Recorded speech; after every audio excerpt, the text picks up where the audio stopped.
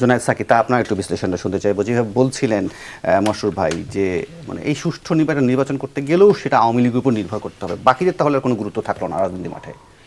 না, আওয়ামী লীগের সুষ্ঠু নির্বাচন তো হচ্ছে একটা বিনা ভোটের নির্বাচন, তাকে 35% দেখানো, তারপর বলা যে মানুষ ধান খেতে ধান কাটতে ব্যস্ত ছিল, এই জন্য ভোট দিতে আসতে পারে নাই। তার ব্যারিস্টার প্রশান্ত তো বেশ অনেকগুলো আপনার সামনে তত্ত্ব হাজির করলেন যে কেন আসলে মানুষ আসে নাই। মানুষ যেহেতু বিএনপি আসলেই বিএনপিকে তাড়ানোর জন্য সব ভোট দিতে চলে আসতো, সেই জন্য বিএনপি যেহেতু নাই এই জন্য তারা ভোট দিতে আসে নাই। তো এইরকম চমৎকার মানে গল্প আমরা শুনতে পাচ্ছি, এগুলোই শুনতে থাকবো। কিন্তু আওয়ামী লীগ ওই মানে বিনা ভোটে, বিনা প্রতিদ্বন্দ্বিতা, মধ্যরাতের ভোট অথবা ডামির ভোট, এবং 5%কে 35% বলা, এটা হচ্ছে আওয়ামী লীগের ফর্ম।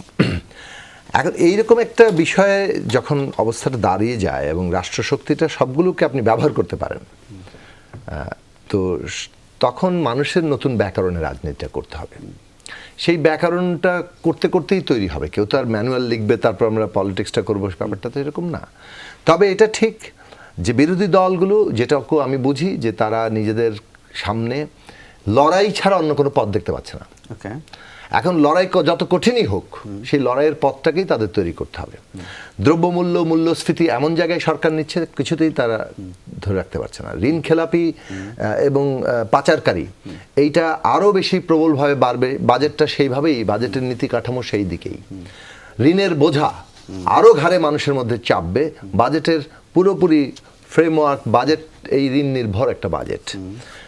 এবং আপনি যদি দেখেন যে যেভাবে আসলে জনগণের টাকা কতিপয়ের পকেটে ঢুকিয়ে দেওয়ার যে চেষ্টা, সেটা সরাসরি সরকার করছে এই বিদ্যুতের নামে, এই দ্রব্যমূল্যের নামে, জিনিসপত্রের দাম এবং সামগ্রিক আর্থিক ব্যবস্থাটা যেভাবে আসলে করা হচ্ছে, ব্যাংকগুলোর কর্তৃত্ব চলে যাচ্ছে, এগুলো মানুষকে যাকে বলে নাভিশ্বাস তোলার মতো দিকে নিয়ে যাচ্ছে। হ্যাঁ, আমরা বক্তৃতায় যখন এই কথাগুলো বলি, কিন্তু বাস্তবত এটা কিন্তু এখন মানুষ অনুভব করতে শুরু করেছে।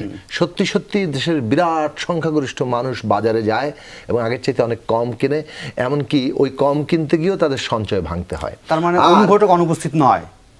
অনুঘটক অনুপস্থিত নয়, ব্যাপারটা মানে অনুঘটক তৈরি হচ্ছে, জনগণের মধ্যে ক্ষোভ বিস্ফোরিত হচ্ছে, রাজনৈতিক দলগুলোও প্রস্তুত হচ্ছে।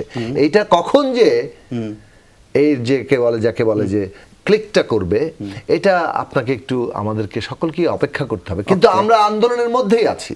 আমরা ইতিমধ্যে বাংলাদেশ ব্যাংকে ধর্ণা দিয়েছি, বলেছি 30শে জুনের মধ্যে আপনাদেরকে এই ঋণ খেলাপি ব্যাংক, তারপরে পাচারকারীদের তালিকা প্রকাশ করতে হবে, না হলে আমরা জুলাই মাসে আবার আপনাদের সামনে বিক্ষোভে আসবো, অবস্থানে আসবো। আমরা আন্দোলন চালিয়ে যাব এবং এই আন্দোলনের মধ্য দিয়ে আমরা মনে করি যে জনগণও এই জায়গায় অংশ নিবে। পুলিশ দিয়ে আর দমন করে, গুলি করে ঠেকিয়ে রাখা যাবে না।